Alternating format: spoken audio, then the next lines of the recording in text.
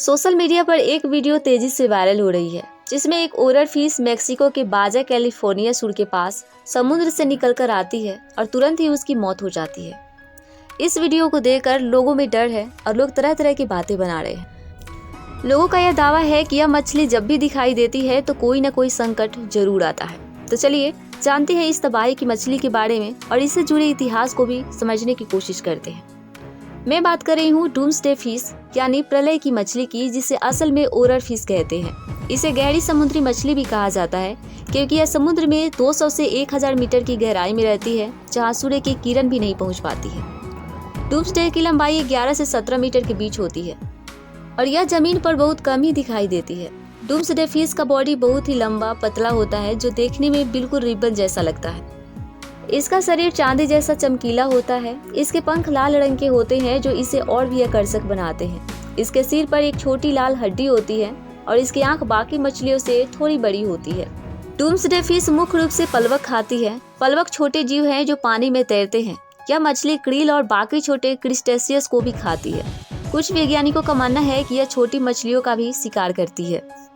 Doomsday को लेकर Japan और एशिया के बाकी देशों में एक पौराणिक कथा है कि यह मछली जब भी समुद्र के किनारे या जमीन पर दिखाई देती है तो जल्द ही भूकंप या सुनामी जैसी घटनाएं आ जाती है। जापान में इसे रियुगु नो तस्काई कहा जाता है, जिसका अर्थ है ड्रैगन प्लेस का दूत, क्योंकि जापान के लोग मानते हैं कि जब भी यह मछली समुद्र तट पर आती है कोई न कोई संकट जरूर आता है। जापान में 11 मार्च 2011 को आए भूकंप और सुनामी की वजह से लगभग 18,000 से ज्यादा लोगों की मौत हुई थी और हजारों लोग घायल हुए थे।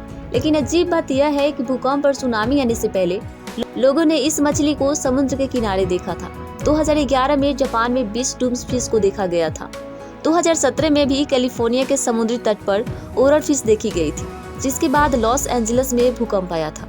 2020 में दक्षिणी कैलिफोर्निया के तट पर ओरर फिश को कई बार देखा गया था, जिसके बाद वहां के जंगल में भीषण आग लग गई थी, जिसमें हजारों घर जल गए थे। और अब 2025 में अंटार्कटिक महासागर के कैनेडी द्वीप समूह से लगे एक तट पर एक ऐसी ही मछली बहकर आई है जिसे देखकर लोग डरे हुए हैं। अब चलिए जानते हैं कि इस मछली के बारे में साइंटिस्ट क्या कहते हैं। वैज्ञानिकों का मानना है कि ओरर फिश एक दुर्लभ मछली है और इसे कई वर्षों में एक बार ही देखा जाता है। इसलिए इसकी वजह यह भी है कि मछली की ये प्रजाति गहरे समुद्र में रहना पसंद करती है।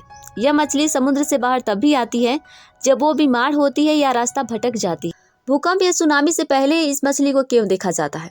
इसकी वजह यह भी हो सकती है कि ये मछली समुद्र के भीतर होने वाली प्लेटों की हलचल के प्रति संवेदनशील हो सकती है। जब समुद्र की प्लेटें टकराती है या हिलती है तो गहराई में रहने वाली यह मछली सतह के पास आ जाती है, लेकिन यह बात साफ तौर पर अभी तक प्रूफ नहीं हो पाई है। बाकी वैज्ञानिकों ने इस मछली का और भूकंप या सुनामी आने से कोई भी संबंध नहीं बताते हैं।